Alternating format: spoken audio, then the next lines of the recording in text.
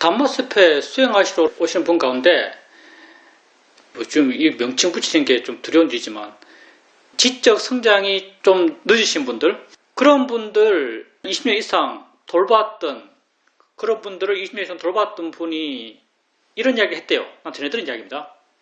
그분은 알지만 개인적으로 지적 성장이 늦으신 분들 20년 이상 돌보았던 그런 직업을 갖고 있는 분이죠. 그와 같은 분들을 수없이 많이 케어했겠죠. 근데 이분이 하는 말이 그분들 가운데 암 걸리는 사람이 거의 없대요. 그분들 가운데 암 걸리는 사람이 거의 없답니다. 왜냐하면 그분들 상태도 우리가 대충은 알죠. 그분들은 마음의 스트레스를 별로 안 받죠. 그분들은 마음의 스트레스를 별로 안 받아요. 그래서 그분들 가운데 암 걸리는 분이 거의 없답니다. 근데 요즘은 환경 때문에 그런지 아니면 세상에서 볼 게 많고 들을 게 많아서 그분들도 스트레스를 받는지 그분들 가운데서도 가끔 암 환자가 생긴대요. 근데 그렇게 암 환자가 생기면 치료를 하겠죠. 치료를 하면 금방 낫고 쉽게 회복하고 재발도 거의 안 된대요. 이게 무슨 논문으로 나온 건 아니겠지만 20년 이상 그 일을 하신 분이 하신 말씀이니까 웬만큼 데이터가 되겠죠. 그분에겐 적어도 많은 데이터가 쌓여 있겠죠. 보면은 이렇게 스트레스가 무서운 거죠. 스트레스가. 정신적 괴로움이란 게 무서운 거예요. 그러니 이런 정신적 괴로움에 대해서 우리가 어떻게 하면 피할지 한번 궁구해 봐야 됩니다. 우리가 마음이 괴로운 것은 다 세상의 이야기 때문에 괴로워요. 세상에 대해서 여러분이 많은 의미를 부여했기 때문에 괴롭습니다. 단정적으로 말하기는 어렵겠지만 이렇게 시간 내어서 법회 참석하고 수행할 수 있는 삶의 여유가 있는 분들이 사는 것에 쫓겨 살지는 않겠죠. 물론 어느 정도까지는 그렇겠지만 정말 힘든 사람은 별로 없을 겁니다. 여기서 세상살이가 정말 힘들다면 마음이 좋기는 정말 힘들 것 같아요. 세상살이가 정말 힘들다면 우리 바람일로 우리 마음의 힘으로 그것을 극복하기는 쉽지 않을 겁니다. 근데 여기 있는 많은 분들은 그런 괴로움으로부터는 조금은 벗어나 있지 않을까 생각합니다.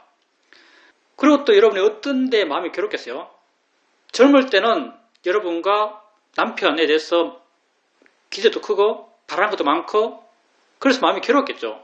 근데 여러분 자신에 대해서 마음을 많이 내려놓지 않았나요? 여러분 앞으로 뭘 더 잘 되고 싶어 하세요? 얼마나 더 이뻐질 거예요?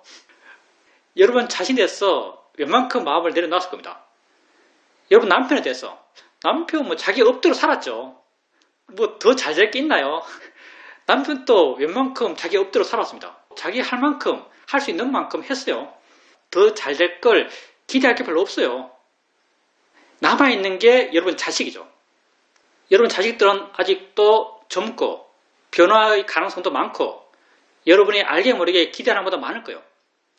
그리고 자식에 대해서 여러분이 기대하는 만큼 자식의 상황에 대해서 여러분이 고민하는 만큼 여러분은 또 자식들 때문에 괴로울 거예요. 기대가 큰 만큼 괴로움도 큽니다. 사랑하는 만큼 괴로움이 커요. 부처께서 이런 법문을 하셨죠. 어느 장자가 부처에게 와서 이런 말을 합니다. 소 있는 사람은 소 때문에 행복하고 아들이 있는 사람은 아들 때문에 즐거워한다라고 말씀하세요. 그 장자가 부처에게. 그러니까 부처께서 그 장자의 말에 대해서 이렇게 대꾸하시죠. 소 있는 사람은 소 때문에 괴로워하고 아들 있는 사람은 아들 때문에 비통해한다 이렇게 말합니다. 우리 마음이 괴로운 것은요. 내가 어떤 의미를 부여했기 때문입니다. 내가 나쁜 의미를 부여한 것에 대해서는 당연히 괴롭죠. 그렇지만 이 괴로움은 순간적이에요. 우리 번뇌 가운데 화는 제일 시시한 놈이에요. 사실요. 우리가 워낙 어리석음, 모화가 강하다 보니까 화가 가장 거대해 보이지만 실제로 화는 제일 시시한 놈이에요. 마음 가운데 어떤 마음이 시시하고 어떤 마음이 강력한가 그 정체를 내가 쉽게 알 수 있으면 시시한 놈이고 그 정체를 내가 알지 못하면 그놈은 대단한 놈이죠. 화는 내가 쉽게 알아요. 여러분 살아오면서 내가 화났어란 말을 엄청 많이 했죠. 내 욕심났어란 말 자주 하나요? 나 욕심났어. 내 지금 욕심 있어. 내가 지금 욕심난 상태야. 이런 말 여러분 자주 하나요? 잘 안 하죠. 내가 화났어. 내가 지금 화나 있어. 내가 지금 화난 상태야. 이런 말 아주 자주 해요. 왜? 여러분이 화를 쉽게 알았기 때문에. 화가 사실은 시시했기 때문에. 여러분이 쉽게 화의 정체를 알았어요. 그래서 세상의 일이나 대상에 대해서 나쁜 의미를 부여해서 화났을 때 화난 건 아주 순간적이에요. 근데 여러분이 좋은 의미를 부여한 것, 물론 그 좋은 의미도 대부분이 집착의 좋은 의미를 하지만 여러분이 좋은 의미를 부여한 것, 여러분 자식들, 딸과 아들들에 대해서 여러분이 걔들이 잘 되길 원하고 행복하길 원하고 부자 되길 원하고 건강하길 원하고 원하는 게 아주 많죠. 그 의미들은 좋은 의미들이에요. 근데 그 좋은 의미는 욕심으로 붙어 있는 거죠. 욕심으로 그런 좋은 의미를 부여하고 있어요. 그러면 욕심으로 부여한 그 좋은 의미들은요, 그 영향이 순간적이지 않습니다. 욕심은 질겨요. 끈질기죠. 얼마나 끈질긴가? 마음에 거의 없을 데가 없어요. 여러분에게 아들 생각이 났을 때 자연스럽게 욕심이 달라붙고, 딸 생각이 났을 때 자연스럽게 욕심이 달라붙고, 아들 봤을 때 자연스럽게 욕심이 달라붙고, 딸 봤을 때 자연스럽게 욕심이 달라붙어요. 그러니 얼마나 끈질기게 여러분 마음을 괴롭게 하겠어요. 여러분 마음을 계속적으로 스트레스 받게 합니다. 그러니까 우선 스트레스 받지 않는 삶, 스트레스 받지 않는 삶이 되기 위해서 가장 기본적으로 여러분이 지금 부여하고 있는 삶의 의미를 최소한 관념적으로나마 좀 내려놓을 필요가 있어요. 뭐 남편과 자기에 대해서는 많이 내려놨어요, 여러분. 뭐 아들, 딸, 아들 왔으면 아들 쳐다보면서 한번 보세요. 제가 어떤 애지? 제가 어떤 애지 하면요, 순간적으로 느껴집니다. 나랑 별 상관없구나. 나랑 아주 거리가 멀구나. 순간적으로 많이 와닿아요. 나랑 가까이 있다라고 막연하게 믿었고, 나의 아들이라고 막연하게 믿었고, 내가 잘 안다라고 막연하게 믿었어. 걔가 조금만 어떤 변화가 있으면 마음에 강한 충격을 받았지만, 아들 쳐다보면서 한번 생각해보세요. 속으로 제가 도대체 어떤 애지? 하면은 아주 거대한 거리감이 느껴집니다. 사실은 타인이죠. 자기 생각대로 자기 안에서 자기 삶을 살아가는 타인이요. 여러분이 어떤 측면 그렇게 애달바할 필요가 없어요.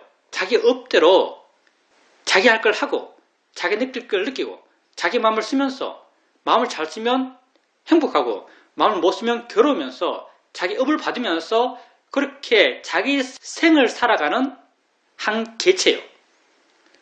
물론 그 사람이 잘 되는 게 좋고 그 사람이 잘 되길 원하고 잘 되는 방향으로 여러분이 영향을 줄 수도 있어요. 그렇지만 그렇게 잘 안 되면 안 돼, 반드시 잘 돼야 돼 하면서 그렇게 여러분 마음을 끓이면서 괴로워하면서 애달바하면서 그렇게까지 할 필요는 없어요. 마음을 좀 내려놓으십시오. 스트레스 받지 마세요. 여러분 삶의 내용이 됐어. 아들, 딸도 여러분 삶의 내용이에요. 그리고 아무리 이렇게 생각해도 우리 업장이 두터워요. 아무리 이런 말을 들어도 마음이 안 떨어져요. 아무리 이런 말을 들어도 안 떨어지면 정말 만병통치약이 있습니다. 그게 우리의 수행입니다. 만병통치약이 있어요. 그게 우리의 수행입니다. 나는 이 순간 현재를 살아가는 존재예요. 아들이 지금 내 눈앞에 없어요. 아들 목소리가 지금 내 귀에 안 들려요. 있는 건 오직 애달게 생각하는 내 생각만 있을 뿐이에요. 근데 생각은 그냥 생각이잖아요. 내가 하고 있는 생각이에요. 생각하고 있는 존재, 그게 나 자신이에요. 생각이 뭔지 한번 보세요. 생각은 생각이에요. 생각 속에 아들 잘된 생각, 아들 못된 생각, 이게 실제의 사건이 아닙니다.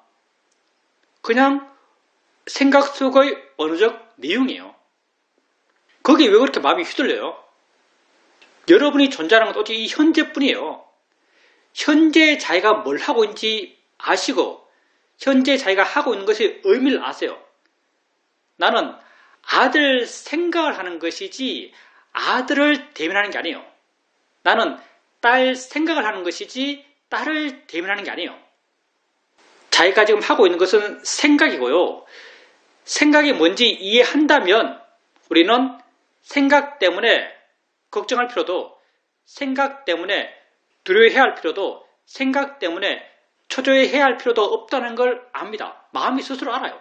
왜? 그건 생각이니까.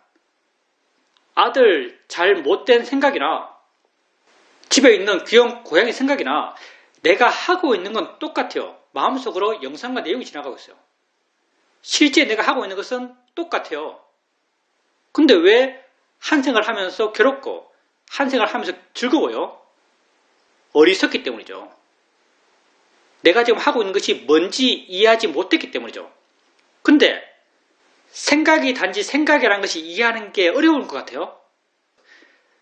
사유적으로도 충분히 이해할 수 있는데요. 생각은 그냥 생각이야. 이 생각이나 저 생각이나 내가 하고 있는 건 똑같아. 내 마음이 반응하는 것은 의미 없어. 그냥 생각이니까. 내가 그걸 직접 보고 그걸 직접 듣고 그걸 직접 그 순간 겪으면서 마음이 괴롭고 화내고 한다면은 이건 약간 수긍할 만합니다. 지혜가 많이 필요하니까. 근데 실제 여러분의 삶의 내용에서 괴로운 건 대부분이 생각을 통해서요. 우리가 95%가 생각을 통한 괴로움이라고 그래요. 근데 생각은 생각입니다. 생각은 단지 생각이에요. 생각 때문에 여러분이 괴로울 필요가 없습니다. 왜? 생각은 그냥 생각이니까. 내가 그 사람을 보는 것도 아니에요. 그 사람 이야기를 듣는 것도 아니에요. 생각은 나만 하고 있는 거예요. 그러니까 여러분이 삶의 괴로움을 느낄 때, 마음의 스트레스가 받을 때 항상 마음을 자기에게 돌리고 스스로에게 물어보세요. 내게 진짜 있는 게 뭐지? 라고 물어보세요. 내게 진짜 있는 게 뭐지? 라고 물어봐요. 그러면 여러분이 뭘 봐야 할지가 분명히 드러납니다. 뭘 봐야 할지가. 여러분은 마음이 괴로울 때 대체적으로 생각을 봐야 돼요. 생각에 빠지는 것이 아니고 생각을 봐야 합니다. 생각을 생각으로 이해하세요. 그러면 생각에 대해서 마음이 객관적이 되고 생각의 내용에 내 마음이 반응할 필요가 없다는 것이 아주 명확해요. 생각에 대해서 마음이 가벼워져요. 생각 때문에 덜 괴로워요. 물론 우리 삶이라는 것이 6가지 감각경에서 일어남이고 생각뿐 아니라 봄에 대해서, 들음에 대해서, 느낌에 대해서도 우리는 괴로워요. 근데 이 퍼센티지는 별로 많지 않습니다. 만약 봄을 통해서, 들음을 통해서, 느낌을 통해서 괴롭다면 이것 또한 해보세요. 사실은 이해하기는 생각보다 더 쉬워요. 보일 뿐이지 해보세요. 마음이 가벼워집니다. 소리일 뿐이지 해보세요. 마음이 가벼워집니다. 느낌일 뿐이야 라고 해보세요. 마음이 가벼워져요. 여러분의 스트레스는, 여러분 마음의 괴로움은 지금 있는 겁니다. 지금 없는 마음의 괴로움이라는 것은 없어요. 여러분의 마음의 괴로움은 지금 있는 거예요. 근데 마음이라는 것은 오직 지금 있는 것에 대해서만 일어나는 거예요. 이건 마음의 아주 근본적인 성질이죠. 마음이라는 것은 오직 지금 있는 것에 대해서만 일어나요. 그게 소리가 되었던, 보여진 게 되었던, 느낌이 되었던, 생각이 되었던 지금 있는 것에 대해서만 일어나요. 지금 있는 것을 바르게 보고 바르게 이해하면 이러한 마음의 반응을 바꿀 수 있어요. 덜 괴로운 방향으로, 덜 화나는 방향으로, 덜 욕심나는 방향으로, 더 기뻐지는 방향으로, 마음이 좋아지는 방향으로 바꿀 수 있어요. 그게 우리가 하고 있는 이 수행의 과정이죠. 그분 이야기 전해드리면서 와, 정말 스트레스를 받지 말아야겠구나. 이런 생각을 하게 됩니다. 나는 살면서 작게 작게 화나고 작게 작게 욕심나지만 크게 화나고 크게 욕심나는 경우는 별로 없거든요. 근데 최근에 내가 가장 크게 마음에 화가 났던 경험이 있습니다. 며칠 전에 개 데리고 산에 가고 있는데 가다가 이제 앉아서 개하고 놀고 있었어요. 근데 위에서 누가 내려오더라고요. 사람들이 내려오고 있어요. 산 위에서. 그래서 그냥 난 가만히 앉아 있었어요. 걔랑 이야기하면서. 그러면서 그 아저씨가 내려오더니 저 밑에 살고 있는 마을 사람 같아요. 일단 하는 말이 이 산에 그렇게 올라오시면 안 됩니다라고 이렇게 말하더라고요. 왜요? 그러니까 하신 말씀이 내가 약초를 심어놨는데 약초가 그렇게 이렇게 이거 없어지고 저거 없어지고 저거 없어지는데 약초가 이렇게 해서 없어지는구나 라고 이렇게 말하더라고요. 나보고 산에 올라와서 약초 훔쳐가는 사람이다 이렇게 말하는 거예요. 순간 상당히 당황했어요. 사실요. 순간 뭘 어떻게 말해주지? 순간 굉장히 당황했죠. 사실 그게 우리 절 뒷산인데 순간 굉장히 당황했어요. 그러면서 내가 저 밑에 산다고 이 밑에 사는 사람이라고 하니까 그 아저씨가 이렇게 내려갔어요. 근데 내가 만나는 사람들이 여러분이나 뭐 주위에 내가 스님이라고 다 아는 사람들을 만나잖아요. 근데 그때는 그냥 내가 등산복 입고 있었거든요. 그렇게 공격적인 말을 들어본 적이 없어요. 살아오면서 거의 그렇게 공격적인 말을 들을 일이 없어요, 내가. 정말 그렇게 공격적인 말을 한번 들어봤어요. 그러니 그게 내 마음에 상당히 강한 충격이 됐어요. 당연히 그 말을 들을 때는 수행하는 걸 까먹었죠. 마음이 당황하면 수행이 안 됩니다. 그 말을 들었을 때는 수행하는 걸 까먹었어요. 그리고 그분이 내려가고 혼자 있으니까 아까 들었던 그 말이 계속 생각나는 거예요. 그렇게 생각났을 때, 그 말이 계속 끈질기게 내 마음속에 생각났을 때 그때는 수행하죠. 아, 이거 생각이지 라고 수행해요. 이 생각일 뿐이지 라고 수행해요. 이렇게 생각이지, 생각일 뿐이지 라고 이렇게 수행하게 되면 그 생각을 내가 어떻게 봐야 하는지, 그 생각에 대해서 내가 마땅히 해야 할 반응이 뭔지 마음이 이미 이해하고 있고 그 이해가 이미 내 마음을 바꿔놓고 있어요. 단지 이렇게 말로만 하는 것이 아니고 여러분이 실제 삶의 상황 속에서 실제로 일어나는 번뇌에 대해서 수행한 대로 생각이지 마음이 생각하는 거지 내가 생각한 게 아니야. 생각일 뿐이야. 이렇게 바르게 볼 때 여러분 마음 한 구석에서 이런 생각이 듭니다. 뭐가 좀 다르다라는 느낌이 들어요. 내가 좀 다르게 산다라는 느낌이 들어요. 이게 다 제 느낌이죠. 여러분은 마음의 고통을 줄이는 방법을 압니다. 스트레스 덜 받는 방법을 알아요. 수행하는 게 다 하나같이 스트레스를 덜 받기 위한 실천의 방법이죠. 이 방법을 아는데도 안 하는 게 얼마나 어리석어요, 사실. 이렇게 하면 내가 보고 있는 게 설령 부정적인 것이라 하더라도 내 마음에 기쁨이 생겨나요. 내 마음에 행복감이 생겨나요. 그러니까 마음이 괴로운 삶을 살지 마십시오. 스트레스 받는 삶을 살지 마세요. 크게는 여러분 삶의 가치를 좀 줄이고요. 어떻게 돼야 한다는 그런 단정들에 대해서 한번 문제의식을 가져보시고요.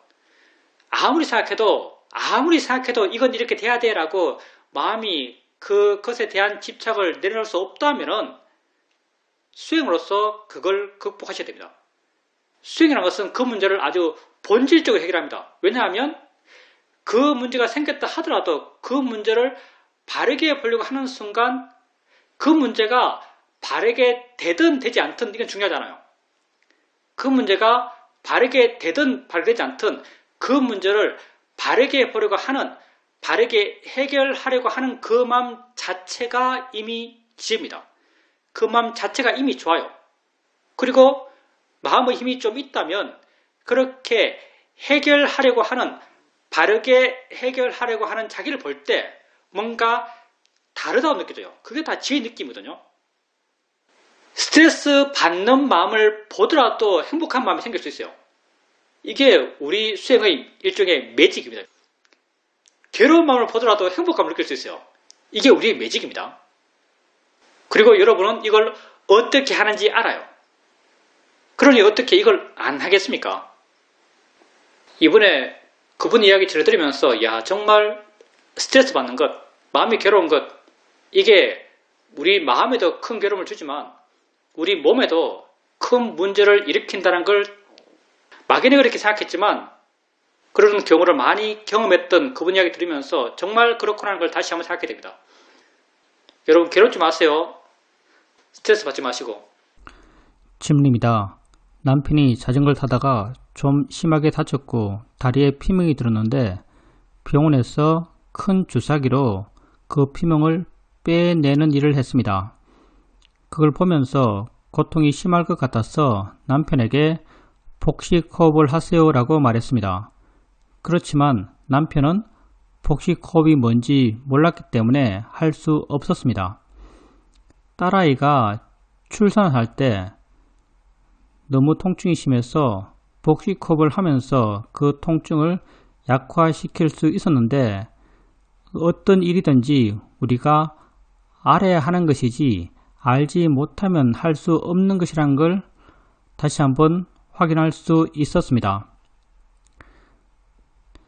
내가 물론 마음이 완전하지 않기 때문에 삶의 내용에 있어서 괴로움을 느끼면서 그렇게 삶을 살아가지만 수행하는 마음, 지혜 있는 마음이 그것을 바르게 보려 할 때, 바르게 볼 수 있었을 때 삶의 내용은 훨씬 더 가벼워지고 부드러워집니다.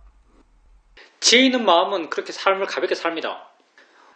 수행자님께서 말씀하셨듯이 번뇌를 번뇌로 아는 마음과 번뇌를 번뇌로 모르는 마음은 천지 차이죠. 번뇌를 번뇌로 모르는 마음은 그 번뇌가 곧 나예요. 화나면 그 내가 화내는 것이고요. 욕심내면 내가 욕심내는 거예요. 그냥 그 번뇌에 내가 빠져있는 것이죠. 근데 번뇌를 번뇌로 아는 마음은 그 번뇌를 보고 있는 마음이에요. 번뇌와 하나로 동일시된 마음이 아니에요. 객관적이 된 마음이죠. 그러면 당연히 번뇌로부터 받는 자극이 월등히 작아집니다. 월등히 덜 괴로워요. 그렇기 때문에 번뇌를 번뇌로 아는 마음은 우리에게 굉장히 필요한 마음이죠. 지혜의 마음이죠. 이렇게 마음이 지혜가 있기 때문에 알아지는 것에 대해서 마음이 가볍고 알아지는 것에 대해서 마음이 가벼우면 살아가는 것도 마음이 가벼워요. 그리고 남편분에 대해서 복식호흡해라라고 했을 때 두 번씩 하는 게 복식호흡이요? 단전호흡하는 게 복식호흡이요? 사실은 뭐든 상관없어요. 복식호흡이 되었든 뭐 단식호흡이 되었든 무슨 단전호흡이 되었든 그 호흡은 평소 하는 호흡과 다른 호흡일 거예요. 평소 하는 호흡과 다른 호흡은 의식해야만 되는 호흡이에요. 의식해야만 되는 호흡에 대해서는 우리가 그 호흡에 마음이 머물 수밖에 없어요. 그러면 마음이 거기에 머물면 마음은 다른 일을 잘 못해요. 다른 일을 하는데 제약을 받아요. 그러니까 고통을 느끼는 것, 상처를 치료하고 있다면 치료 부위에 마음이 가는 것, 내지는 치료 부위에 대해서 아픔을 관념화시키는 것, 아픔에 대한 관념을 과장하는 것, 이런 걸 잘 못해요. 그렇기 때문에 수행자님이 남편분에게 제시했던 그런 처방은 나름 효과적입니다. 그건 사마타적인 거죠. 우리가 마음이 강하게 반응하는 대상이 돼서 거기에 마음을 안 두고 다른 것에 마음을 두게 되면 그것으로부터 덜 자극받고 덜 괴로워져요. 그러니 순간적인 효과의 면에서는 위파사나 수행보다는 사마타 수행이 더 효과적입니다. 순간적인 효과에 대해서는. 근데 근본적인 효과에 있어서는 사마타보다 위파사나가 월등히 효과적이에요. 근본적인 효과에 있어서는. 질문입니다. 요즘은 정말로 수행의 필요성을 더 절감하면서 살고 있습니다.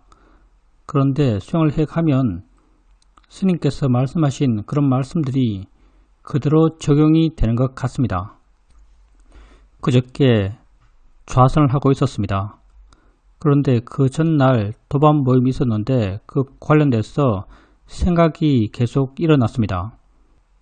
이 일어난 생각에 대해서 아주 가볍게 볼 수 있었습니다. 생각이 일어나고 생각이 사라진다는 것을 마음이 이해하고 있기 때문에 무겁게 볼 필요가 없다는 걸 아주 잘 알고 있습니다.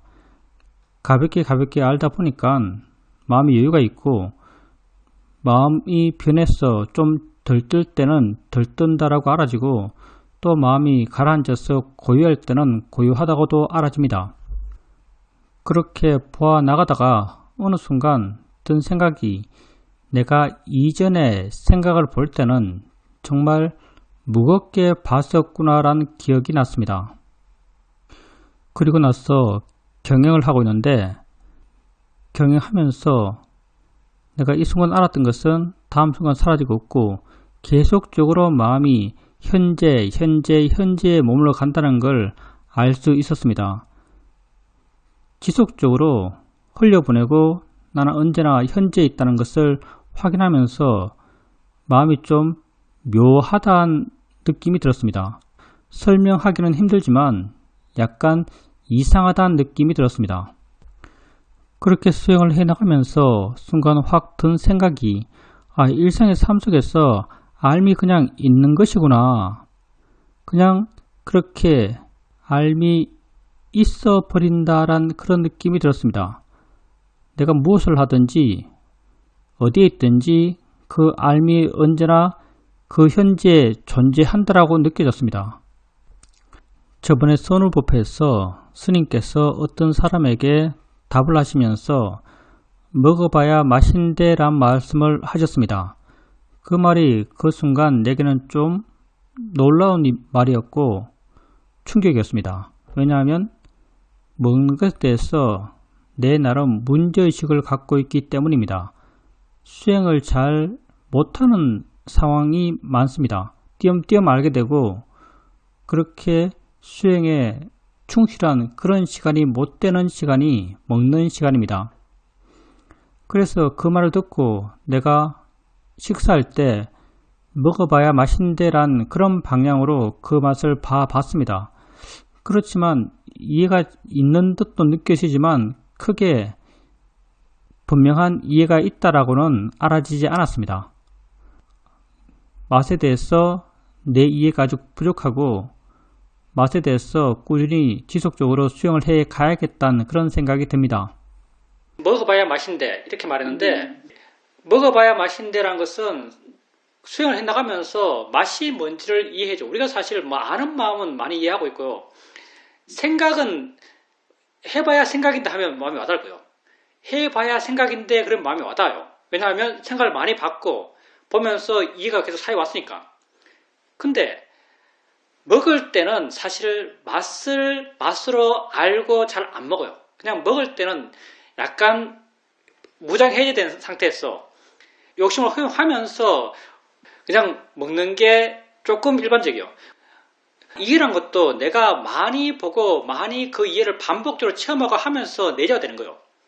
먹으면서 맛을 단지 맛으로 아는 것은 어렵지 않습니다. 왜냐하면 그렇게 아는 것에 익숙해요. 우리가 안 해봐서 그렇지. 여러분은 밥을 먹을 때 밥맛을 느끼면서 먹어요. 치킨을 먹으면 치킨 맛을 느끼면서 먹어요. 근데 그때 여러분이 느끼는 밥맛, 여러분이 느끼는 치킨 맛은 여러분이 생각하는 밥맛이고 여러분이 생각하는 치킨 맛이요. 여러분이 관념적으로 정의한 맛을 느껴요. 마음이 다 만들어내거든요. 내가 지금 치킨을 먹고 있으라고 하면요. 치킨 맛은 이런 것이라고 마음이 이미 정해놓고 있고 그 정해놓은 맛을 마음이 만들어낸 그 맛을 내가 느껴요. 근데 그때 진짜 있는 건 뭐지라고 하면서 마음을 입 안에 두고 입 안에서 실제 느껴지고 있는 맛을 보세요. 입 안에서 실제 느껴지고 있는 맛을 보게 되면요. 그건 결코 치킨 맛이 아닙니다. 한 맛이 아니에요. 수많은 다양한 맛들, 그리고 맛뿐 아니라 입천장에 부딪히는 느낌, 이빨에 씹히는 질감, 이런 것들이 다 뭉뚱그려서 맛이 돼요. 실제 있는 걸 보면서 맛이 뭔지를 알아야 돼요.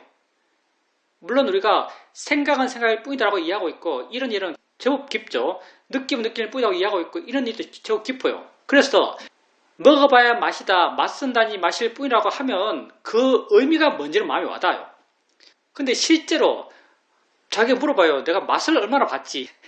맛을 수행 대상으로 얼마나 봤지라고 하면 별로 봐본 적 없을걸요. 우리가 마지 수행하면서 마지 수행을 비판적으로 볼 때 마지 수행은 맨날 배 이야기하고 발 이야기만 한다라고 우리가 비판적으로 이야기합니다. 그러면 누구는 쉐면 수행 비판하면서 쉐면 수행은 맨날 생각 이야기하고 느낌 이야기하고 소리 이야기만 한다고 비판할 겁니다. 음식을 먹을 때 정말 맛은 마실 뿐이라는 그런 기본 마음의 프레임을 갖고 맛은 입안에 있는 거니까 입안에 있는 맛에 마음을 두면서 실제 그때 느껴지는 맛, 느껴지는 입천장의 느낌, 느껴지는 이빨의 압력의 느낌 그런 걸 느끼면서 진짜 내가 알고 있는 건 무엇인가에 관심 갖고 그걸 계속 알아가고 그런 데이터들이 사이에 가다 보면요. 나중에 생각으로만 맛은 나지 마실 뿐이야 라고 아는 것이 아니고 맛은 나니 마시지 하면 그게 마음에 확 와닿아요. 그리고 음식에 내가 끌릴 때 맛은 나지 마시자 그러면 그 음식에 끌렸던 마음이 확 죽어요. 번뇌가 줄어드는 거죠. 그러니까 단지 맛은 마실 뿐이야란 그 말 갖고 사회적인 그 말에 대한 이해를 갖고 실제 문제는 해결되지 않습니다. 실제 그 문제를 경험하면서 그 문제를 수행적으로 봐나가면서 실제 자기가 하고 있는 것을 경험하고 보고 알고 이해하고 그런 이해가 사이에 가면서 그 이해가 내 마음에 사이에 가는 거예요. 그럴 때 맛은 나지 마실 뿐이야 먹어봐야 맛이야 그러면 마음에 확 공감이 생겨납니다. 그리고 수행자님께서 이제 아침에 좌선하실 때 그렇게 생각이 일어나요. 생각이 일어났을 때 생각이 굉장히 가벼워졌어요. 옛날에는 무겁고 지금은 가볍다고 말씀하시는데 앞으로는 더 가벼워질 겁니다. 내 가벼움의 끝은 없어요. 앞으로는 더 가벼워질 겁니다. 왜냐하면 내가 더 줄어들고 내 노력이 더 줄어들어 가니까 더 가벼워질 겁니다. 근데 수행자님께서 그 가벼워진 이유가 대상이란 것이 생겼다가 사라지기 때문이다 이렇게 말씀하셨고 그렇게 보신다면 그 생각이 생겼다가 사라지고 느낌이 생겼다 사라지고 이렇게 생겼다 사라지는 것 거기에 어쩌면 마음이 주목할지도 모르겠습니다. 근데 내가 생각하기에 그것들은 관념들이잖아요. 관념들이 생겼다 사라지는 건 그냥 내버려 두세요. 지 할 대로 해요. 수행자님께서 만약에 생겼다 사라지는 그런 무상의 현상에 대해서 관심이 있다면 무상의 현상에 대해서 관심이 있고 그것에 대해서 이해를 더 깊게 해가고 싶다면 그런 관념적인 생김과 사라짐에 크게 신경 쓰기보다는요. 마음이 한다라고 이해하시고 무상고음 무한은 법의 성질이거든요. 실제는 법의 성질이에요. 그러니 생각이 일어나면 마음이 생각한다고 이렇게 이해하시고요. 그리고 그렇게 생각하는 마음이 계속 일어난다는 이해를 확인하세요. 생각하는 마음이 계속 일어나는 거예요. 그게 무상의 지혜를 체험하는 것이고 무상의 지혜를 한 번 더 떠올리는 것이고 무상에 대한 지혜를 더 깊게 하는 거예요. 아까도 말했지만 이해는 체험하면 체험할수록 더 깊어집니다. 그러니까 관념적인 것이 생겼다가 관념적인 게 사라졌다는 것을 아무리 봐봐야 그냥 사유적인 내 이해의 확인만 될 뿐이에요. 있다가 없어지는구나. 근데 무상이라고 하는 것은 법이 무상한 거예요. 법을 알아야만 법에 대한 무상이 이해돼요. 그러니 생각이 있을 때 마음이 생각한다고 이해하시고 마음이 생각한다는 이해를 계속해 나가다 보면 아는 마음을 계속 알아가다 보면 아는 마음이 계속 일어난다고 이해되었듯이 마음이 생각한다는 걸 계속 알아가다 보면 생각하는 마음이 계속 생긴다는 것에 대한 이해가 저절로 생깁니다. 마음이 그냥 와닿아요. 이렇게 실자는 법을 봐나가고 실자는 법의 특성, 무상, 고, 무아의 특성에 대한 이해를 해나가는 것 이게 좀 더 수행적으로 건설적이라고 생각됩니다. 그리고 마음의 고요한 마음을 마음으로 이해하기가 쉽지 않습니다. 수행자님께서 고요한 마음 이야기하셔서 내가 다시 드러내 보는데, 고요한 마음이라는 것은 법으로서의 마음이요. 고요한 마음을 마음으로 이해하는 게 쉽지 않습니다. 왜냐하면 우리가 고요하다면 바로 고요한 상태로서 그걸 받아들여요. 졸리는 것을 마음으로 이해하기 쉽지가 않아요. 졸리는 것도 분명히 마음인데, 졸린다 그러면 졸리는 상태로 그걸 바로 받아들여 버려요. 왜냐하면 성질과 작용으로서 이해하는 게 쉽지가 않아요. 그 작용성이 너무나 미세하기 때문에 그래요. 고요하게 작용하고 있어요. 고요한 작용을 하고 있는 거거든요. 근데 그게 워낙 미세하기 때문에 우리는 그걸 작용을 알지 못하고, 마음이 생각한다, 마음이 안다보다 훨씬 더 미세해요. 그래서 그걸 작용으로 잘 몰라요. 졸릴 때도 졸린 상태라고 알긴 쉽지만, 마음이 졸린다, 마음이 존다라고 이해하기 쉽지가 않아요. 그러니까 고요하다고 알아졌을 때 한번 이런 시도를 해보세요. 마음이 고요하네? 마음이 고요한 작용을 하네? 마음이 고요한 작용을 하네? 이런 시도를 한번 해보세요. 이해가 되는지? 이 이해가 사실 쉽지가 않습니다. 잘 안 와닿아요. 우리가 열반을 그 어떤 것보다 이해하기 어렵단 말이에요. 열반이라고 하는 것, 닛바나라고 하는 것이 그 어떤 것보다 알기 어렵다고 이야기합니다. 정말 날카로운 지혜의 마음, 수승한 지혜의 마음 상태에서만 열반을 이해할 수 있다고 말해요. 왜 그렇게 열반을 이해하기 어렵다고 말하는가? 열반은 아무런 작용을 하지 않기 때문에요. 열반은요, 아무것도 안 해요. 열반이 아무것도 안 하기 때문에 열반에게 어떤 이름이 붙어 있는가 하면요, 불생, 불사란 이름이 붙어 있어요. 아무것도 안 하니까. 불구부정, 무시무종. 무시무종의 이 말이 어떤 의미인가? 얘는 아무것도 안 해라는 의미를 갖고 있어요. 아무것도 안 하는 걸 어떻게 이해할까요? 아는 마음은 알기 때문에 아니라고 이해해요. 보는 마음 보기 때문에 보느라고 이해해요. 생각하는 마음은 생각하기 때문에 생각하느라고 이해해요. 근데 열반은 아무것도 안 하는 마음이에요. 무시무종, 불생불멸한 마음이에요. 물론 열반이 마음이라는 것은요, 이론적으로 틀린 말이에요. 열반이 마음이라고 하면 틀렸습니다. 이론적으로는 틀렸어요. 열반은 마음도 아니래요. 왜냐하면 마음은 무상하니까. 열반은 무상하지 않아요. 근데 마음은 무상하죠. 그래서 열반은 마음이 아닙니다. 근데 또 열반이 무엇인가 하면 경전에서는 열반이라는 것은 욕심 없고 화 없고 얼성 없는 것이다. 이게 열반이다라고 경전에 나옵니다. 욕심 없고 화 없고 얼성 없는 것은 마음 아닌가? 모르겠어요. 이건 여담이고요. 그래서 고요한 마음, 내지는 졸리는 마음, 거기에 대해서 작용이다라고 하면 이해하는 것도 해볼만 합니다. 정말 마음에 대한 이해가 더 깊어지고 더 수승이 되면요, 그게 작용으로서 마음에 와 닿아요. 그럼 좀 이상한 느낌 들어요. 그리고 수행자님께서 경영할 때 알려는 노력을 전혀 하지 않았었고요. 근데 그때 그 순간 현재 수행자님에게 경험되는 그런 삶의 체험들이 분명히 마음에 와 닿았을 겁니다. 근데 그렇게 와 닿았을 때 마음에서 그것을 알고자 하는 그런 노력의 마음이 전혀 없다면 그건 그냥 원래 알았듯이, 수행하지 않았을 때 알았듯이 그렇게 자연스럽게 알았을 거예요. 원래 그 모습 그대로 알아졌을 거예요.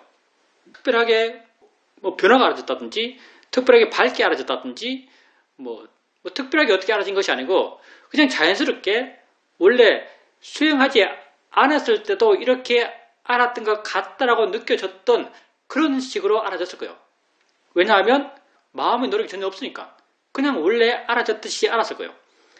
근데 이렇게 알면서 뭔가 그 바닥에 어떤 느낌이 깔려 있으면 좋아요. 표현이 좀 애매한데 어떤 느낌인가? 지혜 느낌. 지혜 느낌이 깔려 있다고 느낄 수 있어요. 그게 연기된 이해가 되었던, 일어남이 뭐다는 것에 이해가 되었던, 그게 현재에 대한 이해가 되었던, 뭔가 안 듯한 느낌? 그런 이해 느낌이 깔려 있다면 그건 계속 지혜를 알면서, 지혜를 확인하면서 그 삶의 체험을 한다고 말할 수 있습니다. 그런 관심을 안 가져보세요. 근데 굳이 그 지혜가 무엇에 대한 어떤 내용의 지혜라고 알 필요는 없습니다. 수행자님께서 그때 하고 있는 체험은 단순하고 시시한 거예요. 느낌 알고 있고, 소리 알고 있고, 보고 있고, 그 소리의 내용이 뭔지 해석하고 있고, 생각하고 있고, 이렇게 시시한 걸 하고 있고, 시시한 걸 알고 있는데, 올것이 마음은 거기에 머물러 있어요. 근데 그것만이 있는 것이 아니라, 뭔가 바닥에, 그 아래에 뭔가 깔려있는 듯한 느낌? 뭔가 알고 있는 듯한 느낌. 그것 이외에 다른 게 뭐가 있는 듯한 느낌을 느껴요. 그게 지혜의 느낌이라고 말할 수 있습니다. 총체적인 현재에 대한 지혜라고 말할 수도 있고요. 난 주로 그걸 연계에 대한 이해라 이렇게 말해요. 그런 이해의 느낌을 한번 확인해 보십시오. 질문입니다. 운동을 하면서 몸을 관찰하게 되는데 몸을 계속 알면서 운동을 해 나가다 보니까 몸이란 것이 진짜 알아지는 것이지 몸이 아는 일은 하지 못하는구나라는 것을 알 수 있었습니다. 몸은 단지 알아지는 것만 하고 아는 것은 마음이 하게 되는데 이렇게 몸과 마음의 성질이 전혀 다르구나라는 것을 알 수 있었습니다. 그게 상당히 신기하게 느껴졌습니다. 수행자님께서 그때 정말 몸이란 것은 알아지는 것일 뿐이구나, 몸은 알지 못하는구나 라고 마음에 이해가 분명했다면 그 지혜를 물질, 정신을 구분하는 지혜라고 교과서에서 이름 짓고 있어요. 그게 나마루파 파리체다 냐냐죠. 위파사나 16단계 지혜에서 첫 번째 지혜요. 16가지 통찰지의 과정을 밟으면서 우리가 열반에 이른다고 말하는데 그 첫 번째 지혜가 나마루파 파리체다 냐냐, 물질, 정신을 구분하는 지혜요. 마음은 마음이고 몸은 몸이에요. 몸과 마음은 다르다고 이해하는 지혜요. 수행자님께서 그렇게 몸이란 것은 단지 알아지는 것일 뿐이고 몸은 알지 못하는구나 라고 마음에 확 와닿았다면 그 순간 그때는 그런 지혜가 있었던 거예요. 근데 지혜라는 것은 마음의 조건 따라 있는 겁니다. 그러니까 지금 설령 내게 그런 지혜가 있다 하더라도 마음의 조건이 바뀌면 그런 지혜가 없을 수 있어요. 어떤 사람들은 위파사나 수행하는 사람들 가운데 이런 사람도 있거든요. 내가 11단계의 지혜에 있다라고 말하는 사람도 있어요. 이렇게 말하는 사람들은 자기 상태를 전혀 모르는 사람이죠. 어떤 지혜 상태에서 우리가 머물 수가 없어요. 수다원 되면 머물 수 있어요. 성인이 왜 성인인가? 그 단계에서 안 떨어지기 때문에 성인입니다. 중생이 왜 중생인가? 아무리 마음이 좋아져도 중생은 그 좋아진 마음 상태에 머물 수가 없어요. 그래서 우리가 중생이에요. 수다원이 수다원일 수 있는 것은 그 마음 상태에서 더 이상 안 떨어지기 때문에 그걸 성인이라 그래요. 그러니 수행자님에게 그때 그 순간 물질, 정신을 구분하는 위파사나 지혜가 있었죠. 근데 그 지혜를 계속 있게 하기 위해서는 수행을 계속 해나가셔야 되고 그 지혜를 계속 확인하셔야 돼요. 그러다 보면 자연스럽게 물질, 정신, 알아지는 것과 아는 것의 관계성에 대한 이해가 생깁니다. 지금은 알아지는 것은 알아지는 것이고 아는 것은 아는 것이죠. 이게 두 개 다르구나라고 이해했어요. 근데 이거 두 개가 다르구나라고 계속 알아가다 보면 이 두 개가 다르지만 함께 있어요. 그래서 이 둘의 관계성에 대한 이해가 생깁니다. 이게 위파사나 제2지혜죠. 원인과 결과에 대한 지혜예요. 이게 연계에 대한 지혜죠. 부탁해서 이것이 있으므로 저것이 있고 이것이 없으면 저것이 없다는 그 지혜죠. 이 둘의 관계에 대한 지혜가 생깁니다. 그러니까 그런 식으로 계속 실제하는 것, 그게 몸이 되었던 마음이 되었던, 우린 주로 마음이지만 실제하는 것을 계속 반하게 되면 몸은 몸이고 마음은 마음이라는 이해가 생겨나요. 그리고 자연스럽게 이 둘의 관계성에 대한 이해도 생겨납니다. 이 둘의 관계성에 대한 이해를 계속 확인하고 계속 알아가다 보면 이게 계속 일어나네? 무상을 이해하고, 이게 내가 하는 게 아니네? 무아를 이해하고, 이게 의미 없네? 가치 없네? 라는 그거에 대한 이해가 생깁니다. 무상과 무아의 이해죠. 그거에 대한 이해는 좀 설명이 필요한데, 그거에 대한 이해. 그거에 대한 이해는 말과 실제가 좀 다릅니다. 그거에 대한 이해. 뭐가 공가하면 일어나는 게 그거예요. 일어나는 게 가치 없어요. 일어나는 게 좋아할 게 아니에요. 일어나는 게 싫어할 게 아니에요. 일어나는 건 그냥 일어나는 그 자체로 가치가 제로예요. 이런 이해가 생기죠. 왜냐하면 내 것도 아니고 내가 하는 것도 아닌데 내가 좋아하는 것도 아니고 내가 싫어하는 것도 아닌데 그게 계속 있어요. 계속 봐요. 계속 경험해요. 그러다 보면 어느 순간 이건 내적 표현이죠. 지겹다고 느껴져요. 가치 없다고 느껴져요. 계속 이렇게 존재하는 게 무의미하다고 느껴져요. 이게 거기에 대한 이해죠. 이렇게 계속 있는 것이 무의미하다, 가치 없다고 이해되면 그렇게 있는 것에 대해서 마음이 훅 물어나요. 마음이 많이 멀어져요. 이걸 있는 것에 대해서 오백간지에 상카라 오백간야나라 그러죠. 존재하는 것에 대해서 오백간지에. 다시 말하면 나에 대해서 오백간지예요. 내가 있다는 이것에 대해서 오백간지죠. 그러니까 이론을 썩 좋아하진 않지만 이론에서 말하고 있는 이러한 윗바사나 수행의 진행의 과정, 이게 실제 우리가 수행하면서 그대로 이 과정을 밟아갑니다.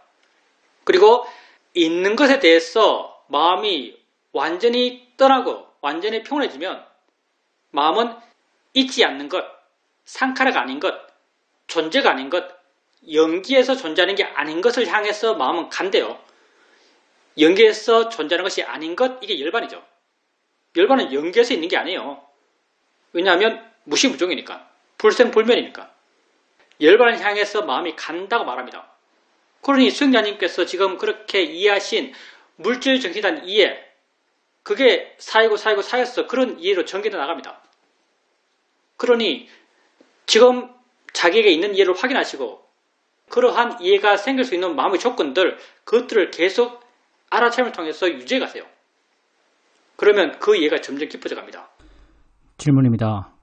이어폰을 꽂고 종소리를 듣고 있었는데 종소리는 분명히 귀에서 일어날 것인데 내게는 온몸에서 느낌으로 알아지는 것처럼 느껴졌습니다. 종소리가 왜 그렇게 온몸에서의 느낌으로 알아졌을까요? 종소리라는 것이 종소리는 아마 울릴 거고 그들 일종의 진동이죠. 고막을 울리잖아요. 그 진동이 물리적으로 몸으로 퍼질 수도 있고요. 물리적으로 몸으로 퍼질 수도 있고 아니면 수행자님이 종소리라는 것을 이미지화하고 종소리는 이렇게 퍼진다고 관념화시키고 그 관념화의 결과로서 실제로는 몸의 진동이 없지만 그런 몸의 진동을 수행자님 마음의 힘으로 만들어내서 그걸 느낄 수도 있습니다. 질문입니다. 저번 법회에서 스님께서 떼자니아 사이도의 말씀이라고 하시면서 아무것도 하지 않는 것이 수행하는 것이라는 것을 사람들은 모른다라고 말씀하셨습니다. 우리의 수행이라는 것은 대상과 마음이 함께 일어남이고 이렇게 대상과 마음이 함께 일어나는 것을 알아차림해 나가는 것입니다. 이러한 수행의 기본 틀에 비추어서 사이도의 말은 어떻게 이해되어야 할까요? 우선 사이도가 하신 말씀은요. 아무것도 알려지 않는 것이 수행하는 것이라는 것을 사람들이 모른다. 여기까지가 사이도의 말씀이고 그 이후로 한 말들은 다 나의 해석들이요. 아무것도 하지 않는 것이라는 것은 어떤 대상도 알려지 않는 것을 말해요. 알려지 않는 데에서 알아지지 않는가 하면 알려지 않아도 알아진 것이 있어요. 알아지는 것은 대상들이죠. 그것들은 느낌들이고 소리들이요. 난 알려지 않지만 알아진 게 있을 때 나는 내 마음을 대상을 향해 보내지 않아요. 그러면 내 마음이 아무데도 안 가는가 하면요. 안 가는 게 아니에요. 내 마음은 어디인지 모르지만 어떤 방향성을 갖고 있어요. 그때 그 방향성이 뭔가, 어디를 향하는 방향성인가, 우리는 그걸 마음을 향한다고 말하는 거죠.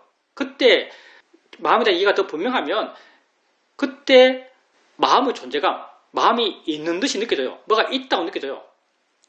그걸 우리는 아는 마음을 안다고 말하죠. 그러니까 아무것도 안 하면서 알아진 대상이 알아지고 있는데 그때 알아지는 대상들만이 있는 것이 아니고 알아진 대상 이외에 다른 무엇이 있는 듯이 느껴지고 있는 듯이 느껴지는 것, 그걸 향해서 내 마음이 있는 거죠. 있는 듯이 느껴지는 것, 그걸 우리는 아는 마음이라고 이름 붙이고 있는 것이고요. 그럴 때 대상과 함께 뭐가 있다고 이해하는 것, 그게 수행 방법론적으로 우리가 해나가야 될 방향이고, 그런 이해가 분명하지 않다면은 아는가라고 물어보면서 그걸 확인하는 거, 그게 효과적이에요. 질문입니다. 마음에 대한 알아차림이 있을 때와 마음에 대한 알아차림이 없을 때의 느낌이 전혀 다릅니다. 수행할 때 아무것도 알려하지 않습니다. 아무것도 알려하지 않을 때 그럼 아무것도 없는가라고 보게 되면 대상이 항상 있습니다. 이렇게 아무것도 알려하지 않지만 대상이 항상 있는 이런 상태로 수행해 가고 있습니다. 수행자님이 알고 있는 대상들 이외에 뭐가 모양 없고 색깔 없고 위치 없지만 뭐가 있다고 느껴진다면 그걸 우리는 아는 말에 이름 붙이고 있고요. 뭐가 있는지 느껴지는 그걸 계속 확인하면서 수행해 나가시면 그게 아는 마음을 계속 알아가는 수행이고요. 근데 그렇게 그걸 계속 알아가게 되면 우리 마음의 습관대로 그게 관념화될 위험성이 있어요. 관념화된다는 것은 어떤 구체적인 뭐가 되는 것, 어디에 있는 어느 방향에 있는 어떤 것이 될 수가 있어요. 마음은 관념화시켜서 아는 것이 지 특징이에요.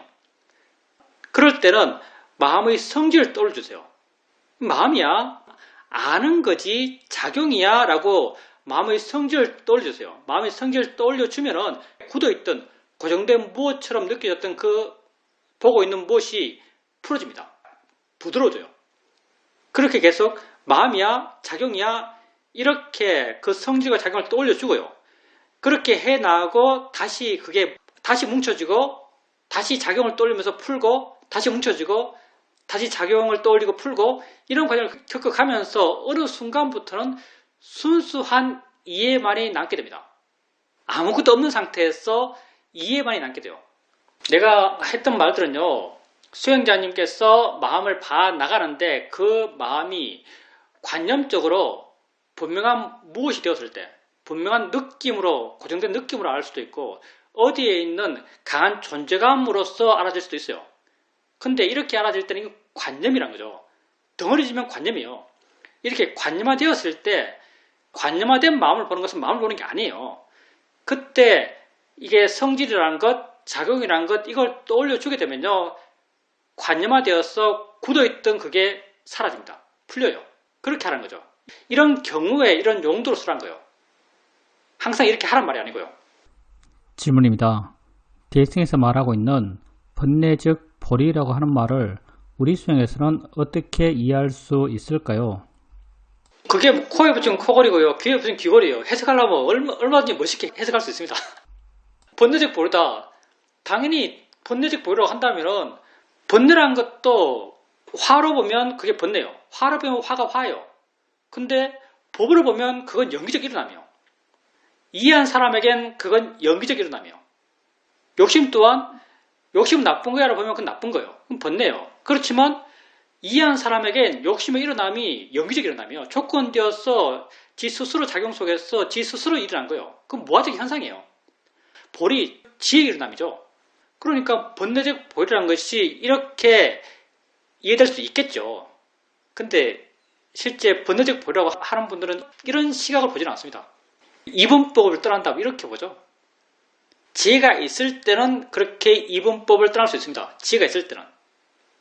왜냐하면 법을 이해한 지혜가 있다면 내 몸과 마음에서 일어나는 모든 것은 법이에요. 그리고 내 몸과 마음에서 일어나는 모든 것은 좋은 것도 나쁜 것도 아니에요. 다 우백한 거예요. 내가 번뇌라고 이름 붙인, 내가 나쁜 것이라 이름 붙인, 내가 고통이라 이름 붙인, 내가 괴로움이라 이름 붙인 그것까지도 다 법의 일어남이죠. 상카라고 하는 것 다 법의 일어남이죠. 그러니 그 무엇도 법 아닌 게 없는 거죠. 그 무엇도 벌이 아닌 게 없어요. 지혜 있는 사람에게 이렇죠.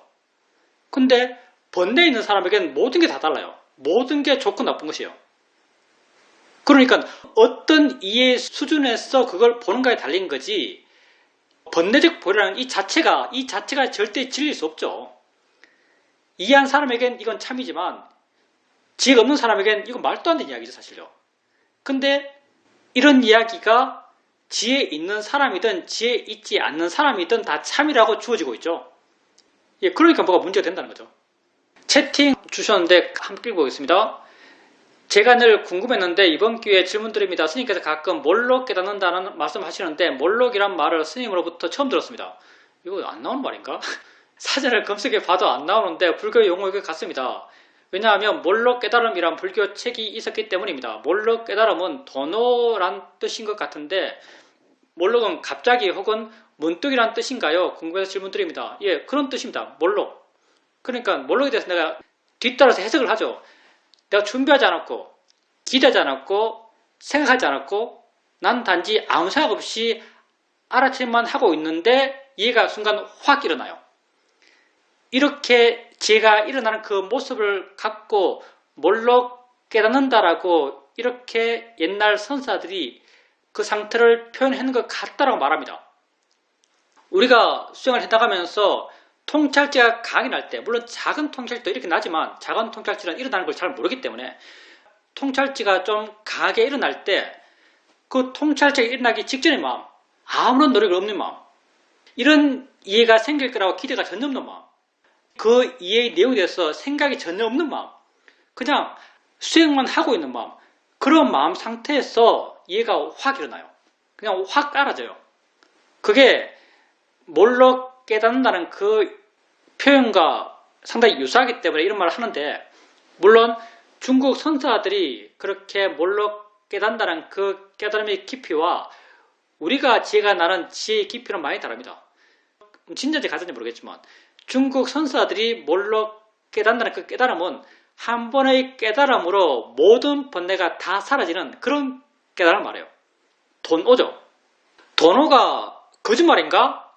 거짓말 아니죠. 왜냐하면 경전에 봐도 어떤 사람은 중생이었다가 한 번 깨달아서 바로 아라한 사람이 있습니다.